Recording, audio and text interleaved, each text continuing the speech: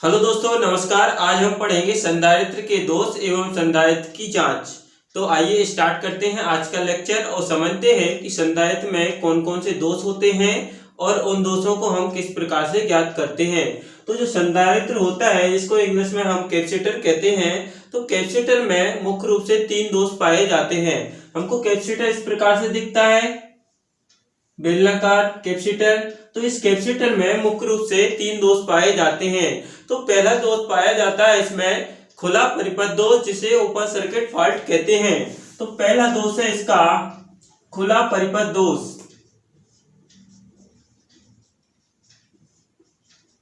दोष, जिसको इंग्लिश में ओपन सर्किट फॉल्ट कहते हैं। ठीक है, तो पहला दोष ये पाया जाता है। और दूसरा दोष पाया जाता है लघु परिपथ दोष। लघु परिपथ दोष, जिसको इंग्लिश में शॉर्ट सर्किट फॉल्ट कहते हैं। Short circuit fault. और तीसरा जो दोष पाया जाता है एक कैपेसिटर में, वो दोष होता है लीकेज परिपथ दोष। लीकेज परिपथ दोष, जिसको इंग्लिश में leakage fault, leakage circuit fault कहते हैं। अब हम जानते हैं कि खुला परिपथ दोष क्या होता है, लघु परिपथ दोष क्या होता है और लीकेज परिपथ दोष क्या होता है। तो स्टार्ट करते हैं सबसे पहले खुला परिपथ दोष। खुला परिपथ दोष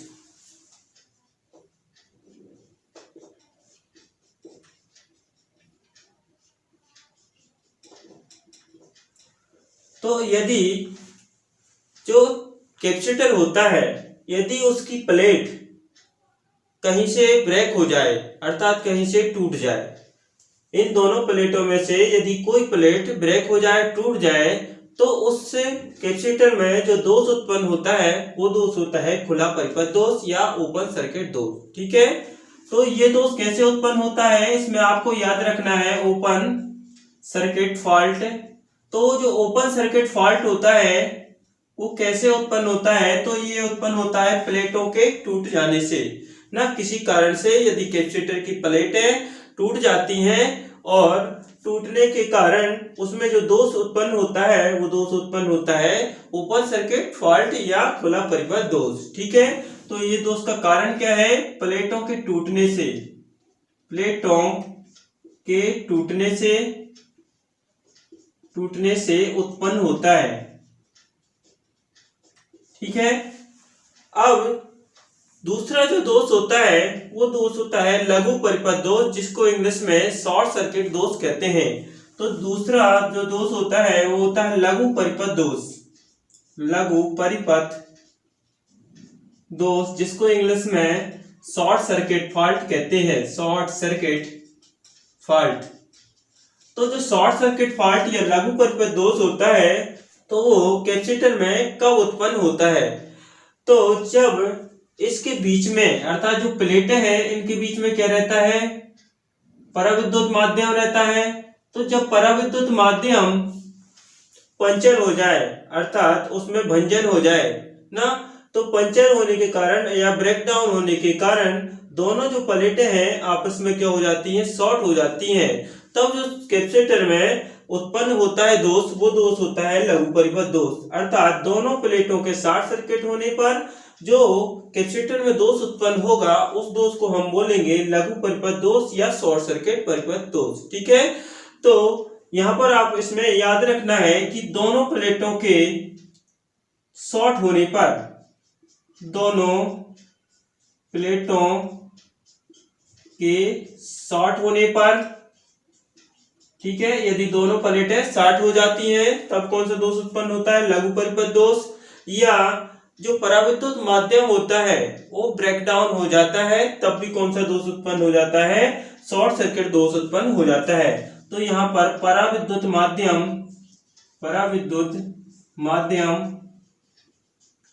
पंचर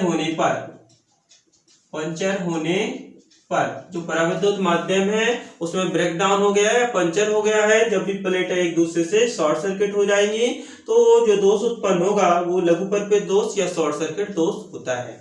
ठीक है। अब जो तीसरा दोष होता है वो होता है लीकेज परिपथ दोष, जिसको इंग्लिश में लीकेज सर्किट फॉल्ट कहते हैं। तो लीकेज सर्किट फॉल्ट देखते हैं। तो लीकेज परिपथ दोष या लीकेज सर्किट फॉल्ट, तो लीकेज सर्किट फॉल्ट कब होता है? तो लीकेज सर्किट फॉल्ट जब होता है जब दोनों प्लेटें होती है उनके बीच में पराविद्युत माध्यम भरा होता है, और ये पराविद्युत माध्यम में यदि टेम्परेचर बढ़ जाए इसका या फिर इसमें नमी आ जाए, तो नमी आ जाने के कारण इसकी पराविद्युत क्षमता कम हो जाती है, इसका रेजिस्टेंस कम हो जाता है, और रेजिस्टेंस कम होने के कारण उस समय जो कैपेसिटर में दोष उत्पन्न होता है उस दोष को हम बोलते हैं लीकेज परिपथ दोष या लीकेज सर्किट फॉल्ट। ठीक है।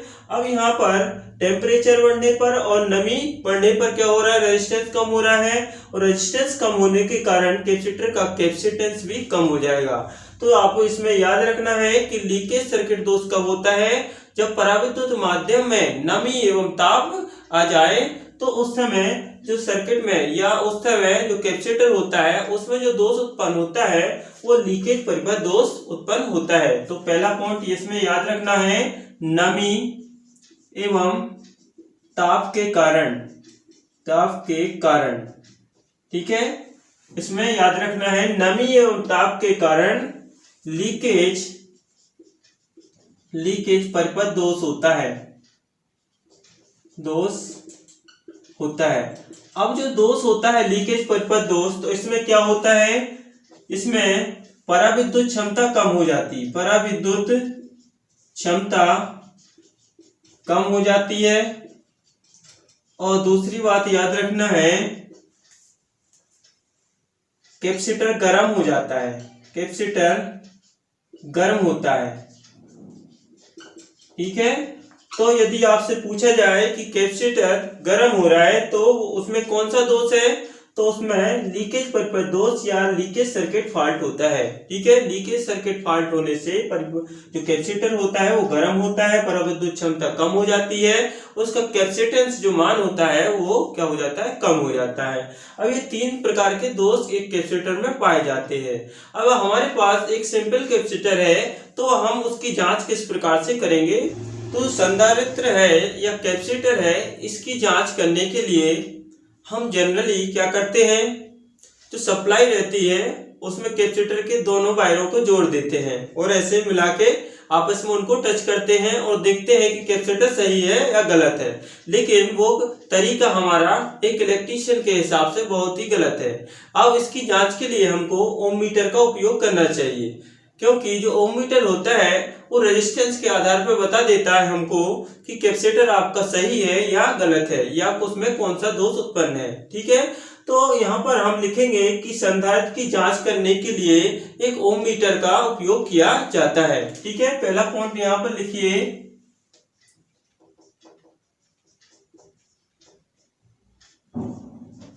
तो यहाँ पर लिखा है संधारित्र की जांच के लिए ओम मीटर का उपयोग किया जाता है या प्रयोग किया जाता है।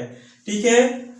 तो अब हम कैपेसिटर की जांच किस प्रकार से करते हैं एक ओम मीटर के द्वारा, उसको हम देखते हैं।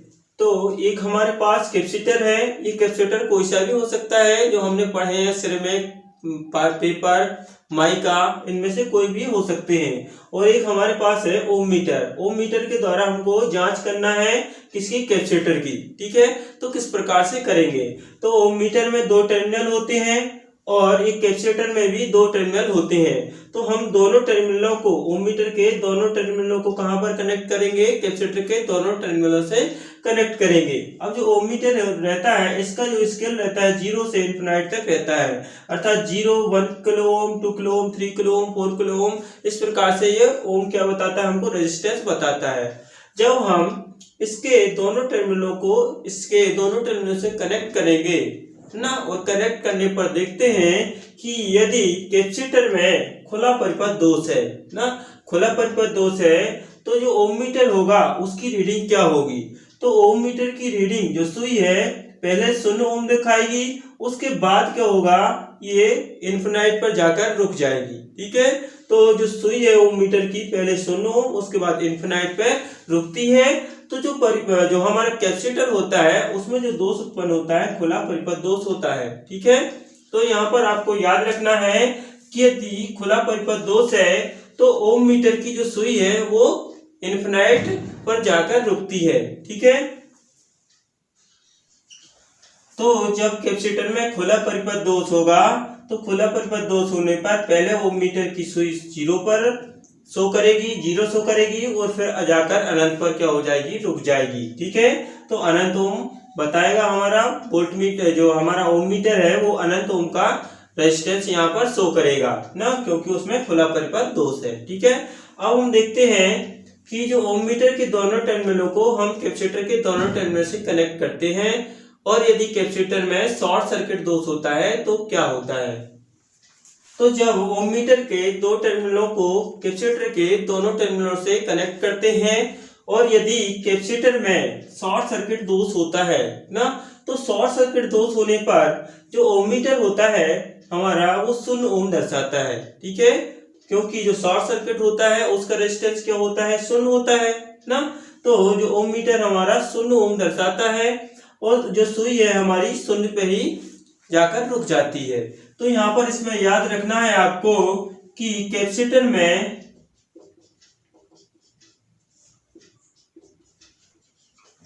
याद रखना है कि कैपेसिटर में शॉर्ट सर्किट दोष होने पर ओम मीटर की जो सुई है वो 0 ओम प्रदर्शित करती है ना, 0 ओम शो करती है। अब हम देखते हैं कि लीकेज परिपथ दोष होने पर या लीकेज सर्किट दोष होने पर जो ओम मीटर है उसकी सुई कहां पर जाकर रुकती है या ओम मीटर क्या रीडिंग प्रदर्शित करता है। तो लीकेज दोष, तो जब लीकेज दोष होता है तो यहाँ पर ना जो सुई है ओम मीटर की ना 0 पर रुकेगी ना इन्फिनाइट पर रुकेगी, लेकिन जो सुई है ओम मीटर की कुछ रेजिस्टेंस शो करती है।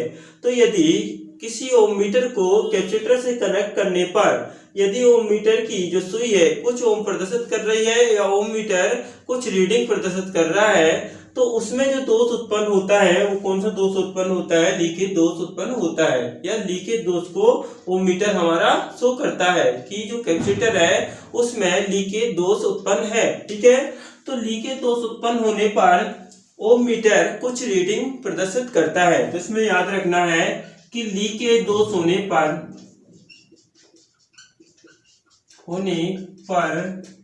ओम मीटर कुछ रीडिंग शो करता है। ठीक है, यदि लीकेज दोष है कैपेसिटर में तो जो ओम मीटर की जो सुई है वो 0 पे नहीं रुकेगी और ना ही इन्फिनाइट पे रुकेगी, वो कुछ ओम प्रदर्शित करेगी, 1 ओम 2 ओम 3 ओम ना, वो क्या है कैपेसिटर पर डिपेंड करता है। ठीक है, उसके डाइलेक्ट्रिक स्ट्रेंथ पर अर्थात पराविद्युत माध्यम पर डिपेंड करता है कि वो कितना ओम का रेजिस्टेंस शो करेगा। ठीक है, अब हम देखते हैं कि जो कैपेसिटर है कौन सी स्थिति में सही माना जाएगा, उसकी जांच ओम मीटर से हम करेंगे तो ये कब सही माना जाएगा ना।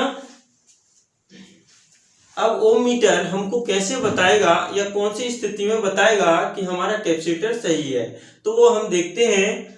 तो जब हम कैपेसिटर के दोनों टर्मिनलों पर ओम मीटर के दोनों टर्मिनलों को कनेक्ट करते हैं या जोड़ते हैं, तो यदि जो ओम मीटर है उसकी सुई पहले 0 ओम प्रदर्शित करे और उसके बाद धीरे धीरे गति करते हुए इन्फिनाइट ओम प्रदर्शित करे अर्थात अनंत ओम प्रदर्शित करे धीरे धीरे गति करते हुए, तो हम कहेंगे कि हमारा जो कैपेसिटर है वो सही स्थिति में है। तो यहाँ पर आपको याद रखना है कि यदि पहले ओम मीटर की सुई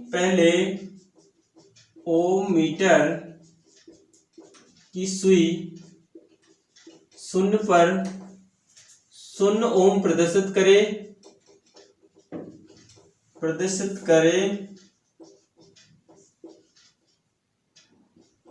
एवं बाद में गति करते हुए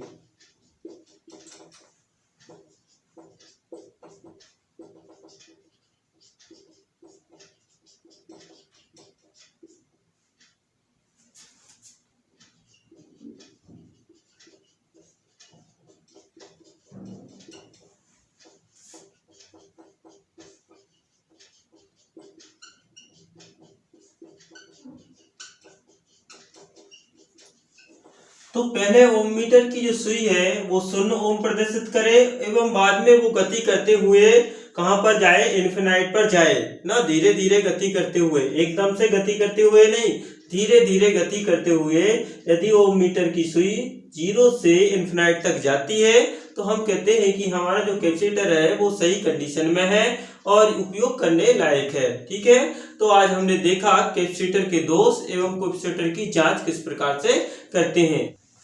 तो आज हमने देखा कैपेसिटर के दोष एवं कैपेसिटर की जांच। यदि वीडियो पसंद आया हो तो लाइक करें, शेयर करें और अपने दोस्तों में ज़्यादा से ज़्यादा इस वीडियो को शेयर करें। Thank you.